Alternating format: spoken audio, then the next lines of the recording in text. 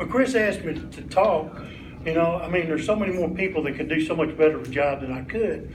And I was trying to think, I even asked him, so what do you want me to talk about? Okay, and he said, just kind of reflect on some of the things that you did when you were at Henderson with Coach Carpenter.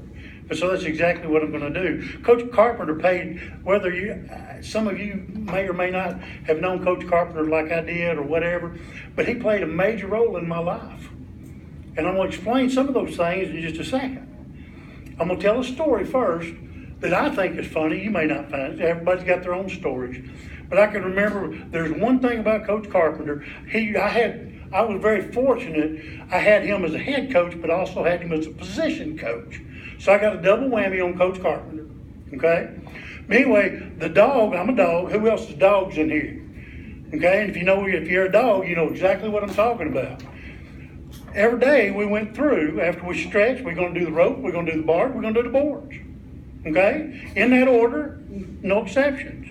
And I can do not remember whether it was in the spring or whether it was in the fall, but I can remember working on the boards. Well, we did dummy, we did live. And this day we were doing live, and for whatever reason, I don't know what happened, but I did something good. Okay? And if you know anything about Coach Carpenter, when you do something really good, he kind of goes ballistic. Okay? He'll go off on you. Well, guess what? Coach Carpenter went off on me. And I did, again, I don't even know who I was going against or anything else. He grabbed a hold of me, and he was hitting on me and everything else. I'm a big guy. It didn't hurt. And then it dawned on me, Coach Carpenter was trying to throw me to the ground. Okay? Here I am, Coach Carpenter's grabbing a hold of me. And I figure out, he wants me on the ground. And I'm thinking, it ain't happening unless I let him. Okay? And I don't know what I did. I didn't just throw myself on the ground. I guess I relaxed and I went to the ground. He got on top of me. He just beat me. And I'm thinking, when's this crazy guy going to quit? Okay? But anyway, Coach Carpenter, he would go ballistic if you did something good, and it wasn't just me, it was anybody. But anyway, that's one of the stories I have about Coach Carpenter. And then I want to tell you something else about Coach Carpenter. The thing about, and Coach Baker too, because Coach Baker was one of my coaches too. I was very fortunate to have Coach Baker also. He was our offensive coordinator back then. But Coach Carpenter, again, my position coach, that's who I'm talking about today. And I can remember Coach Carpenter, and again, the dogs understand when you're on the boards or anywhere on the football field, you do not quit. You hustle everywhere. And when they're on the boards, or if you're scrimmaging, or you're doing whatever, the one thing that you don't do, ever, is quit till the whistle blows. And the whistle hadn't blown. Okay? And I'm going to relate that to life on what Coach Carpenter and this institution did for me. But he related, when we're on those boards, you drive. And we used to get mad at people. As a matter of fact, we'd look at each other sometimes and said, you better get your ass in gear. Okay? Excuse me, ladies. But anyway, because if somebody was dragging, we may drive halfway across the football field before we quit. Well, being a big guy, I don't like going too far. Okay? But anyway, so Coach Carpenter instilled in his linemen, and even the team itself, he instilled in us, don't quit. And that was the whole message. You do not quit. And that's till the whistle blows, and the whistle hadn't blown. You're going to drive till that whistle blows. He instilled in us not to give up on anything. And I'm going to relate that to life. Okay? Coach Carpenter, he was also, let me see where I was going with that. Sometimes I lose myself. But Coach Carpenter, he made us go until we wouldn't quit. Okay? And Coach Carpenter, and I'm going to relate that to my very first coaching job in Atlanta, Texas. And I had some kids that I did the same thing. You do what you're taught. You do what you know. And that's exactly what I did. I taught my kids in Atlanta, Texas. I coached offensive linemen, just like Coach Carpenter. I taught my kids whenever we did the same thing. We didn't have bars. But we had the board, we had the ropes and the board, and we go live on the board, we go dummies on the board. And the one thing that I always instilled in those kids, the same thing Coach Carpenter instilled in me. You don't stop till the whistle blows, and the whistle hasn't blown. Okay? Don't quit. Don't give up. Now I'm going to relate that to a lifetime thing, because about 15 years later, my wife and I, Paula, and see, that's another thing, Coach Carpenter is very important to me. Okay? People don't understand. He introduced me to my wife. Okay? So if you look at all the things Coach Carpenter's done in my life, there was a lot of things. And I look back and I see so many things. But anyway, I had this kid named Bobby Dupree. I'll never forget Bobby as long as I live. But anyway, I had coached Bobby in the early 80s. And I live in Texarkana. And I came back to Henderson, graduate assistant, went on. Okay? And about 15 years later, they built a new Gander Mountain in Texarkana. And me and my wife went over to Gander Mountain. We just walked around looking, whatever. And heard somebody say, "Hey, Coach Mack." Okay. Well, after 15 years, 20 years of coaching, you know a lot of people, you know. And but anyway, I look around and I do recognize, because I'm bad about names.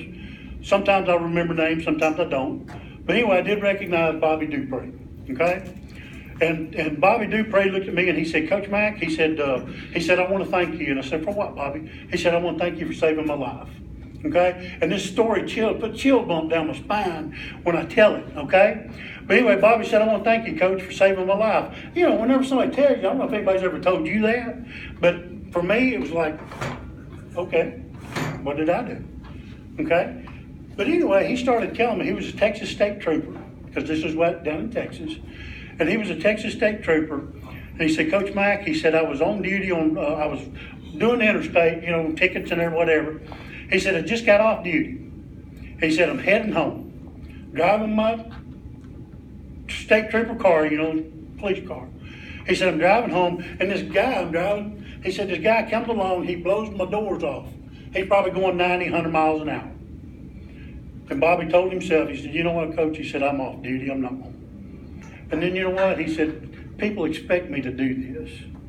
So he said he hit those lights and he got in behind that guy and he pulled that guy over. And he said, "Coach Mack," he said, I reached over and I grabbed my ticket book. And as I was getting out of the car, he said, I opened my doors. I was getting out of the car, I did this. Okay, he had taken off his bulletproof vest. Okay, because he's off duty. And you know, no big deal, he says. You know, it's my last stop. Everything's going to be fine. So anyway, Bobby goes out and he gets out of the car. I don't know if he's on the passenger side or the driver's side. I really don't know. But anyway, he says, I walk up there and I tap on the window, Coach.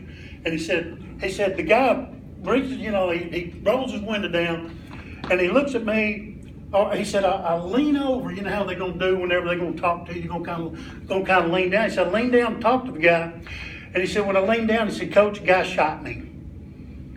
And he said, "You know what?" He said, "Here I am staggering off on the side of the road now." And he said, the guy got out of his car and he shot me 2 more times. 2 more times, Coach. And he said, I'm laying there on the side of the road, can't do anything to this guy. The guy puts the gun to my head, fixing to pull the trigger.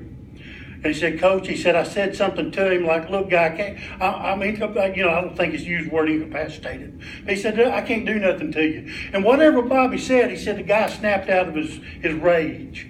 Okay? The guy got back in his car and he left. And this is where I'm relating this to life. What Coach Carpenter taught me and I taught somebody else. You know the only thing that kid could think of, that man could think of, laying on the side of the road, bleeding to death? The only thing he could think of was, don't stop till the whistle blows. And the whistle hadn't blown. He said, "Coach," he said, "I didn't give up."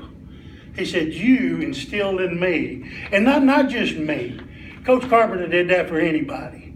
You know, and I did it. I relayed what Coach Carpenter taught me. Don't quit till the whistle blows, and the whistle hadn't blown. I'm sorry it may not be to you, but it's putting chill bumps down my spine right now. Because I made an impact on one person. I've been in this business for 35 years. I made an impact, but it wasn't me. Again, it was Coach Carpenter through me. Okay? So anyway, Coach Carpenter meant a lot to me. You know, we're here at Carpenter Haygood Stadium, Sporty Bowl, and you know, I hear the word sporty, and I really can't say sporty. You know why? Because I always called him Coach Carper. I was always his player. And it's just, for me, it's just a big sign of respect. I cannot call Coach Baker George. Okay? I will always call him Coach Baker. because he earned that respect. But anyway, you know what? Thank you, Chris, for letting me talk. You know, and we're fixing to be followed by a great speaker here in just a second. But anyway, I just want to relate to that how much Coach Carpenter did mean to me. Thank y'all.